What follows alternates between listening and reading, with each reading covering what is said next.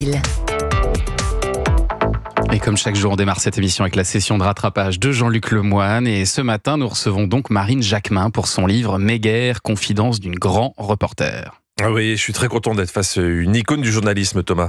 Quelqu'un qui a inspiré les plus grands, comme Francis Cabrel. Elle a dû faire toutes les guerres. Ah, oui, c'était une chanson pour Marine Jacquemin. Enfin, je crois. Je suis sûr à 22%. Car, c'est ça. Hein, sûr, ouais. On est d'accord. On est d'accord. Car Marine a couvert je ne sais combien de conflits, mais le mieux, c'est qu'elle nous en parlait elle-même. J'ai quand même couvert pendant 35 ans toutes les guerres du monde. On me donnait la chance à TF1 d'aller partout. Moi, on m'aurait envoyé pendant 35 ans sur tous les lieux de guerre, j'aurais considéré qu'il était un peu long le bizutage. Vous considérez que c'était une chance. C'est pour ça que vous êtes grand reporter et moi juste rigolo. Hein, votre vision des choses m'intrigue quand même, Marine. Par exemple, quand Léa Salamé vous a demandé de vous comparer à un pays. Si vous étiez un pays, je serais la Birmanie. C'est un pays d'une beauté inimaginable. Et parallèlement, c'est un pays qui est dirigé par une dictature la plus sanglante et la plus abominable. On est bien d'accord qu'on vous demandait de vous définir. Hein, et vous avez choisi un pays d'une beauté inimaginable dirigé par une dictature sanglante et abominable. C'est la première fois qu'une invitée me fait peur, Thomas. Ah ouais, je comprends, ouais, on attention. est très rassurés, là. Bon, et alors, Jean-Luc, pour votre session de rattrapage, vous êtes replongé dans l'univers de Mariés au premier regard. Je ne sais pas si vous avez déjà vu cette émission, Marine Jacquemin. Il faut regarder. C'est formidable. Enfin, moi, je regarde ça parce que j'aime tellement l'amour.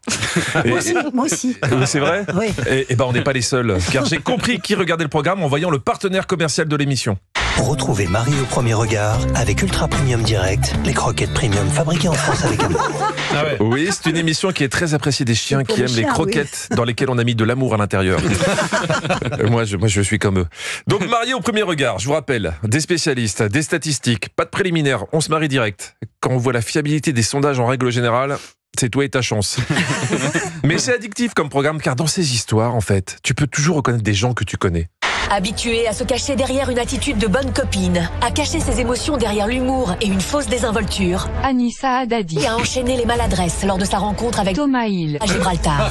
Oh là là, on a l'impression que c'est le biopic de Culture Média. Mais non, c'est l'histoire de deux âmes esselées. L'une, Laurie, parce qu'on la voit juste comme une bonne copine, et l'autre, Jean-Nicolas, célibataire certainement, parce qu'il s'appelle Jean-Nicolas.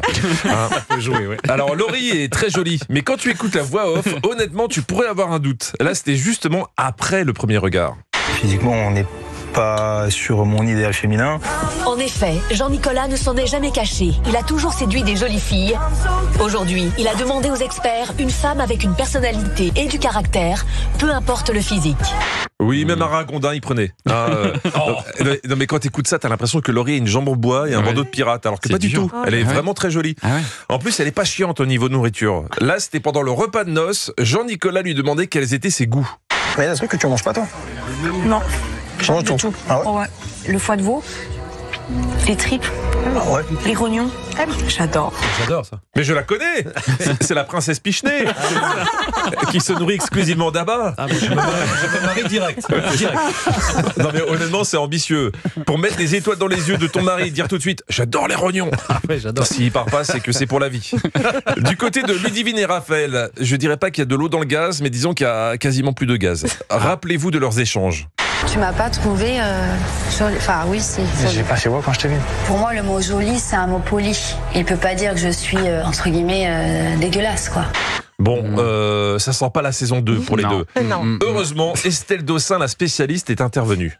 Estelle, elle nous a demandé de couper les ponts pendant 48-72 heures pour pouvoir créer un manque, créer de la nostalgie, penser à l'autre, etc. Ça a très bien marché. Ils ont bien réussi à créer le manque. Mais surtout le manque de réseau, parce que Raphaël a jamais rappelé. Ah, d'accord. Bravo, merci Estelle. Et ils se sont juste retrouvés pour le rendez-vous final avec les spécialistes où on leur a demandé de résumer leur aventure. C'est pas à quoi t'attendre. T'as quelqu'un qui arrive, qui dégage plein de choses positives. Oh, finalement, comme c'est beau. Du coup, Raphaël a expliqué comment il voyait la suite de leur histoire. Je souhaite divorcer.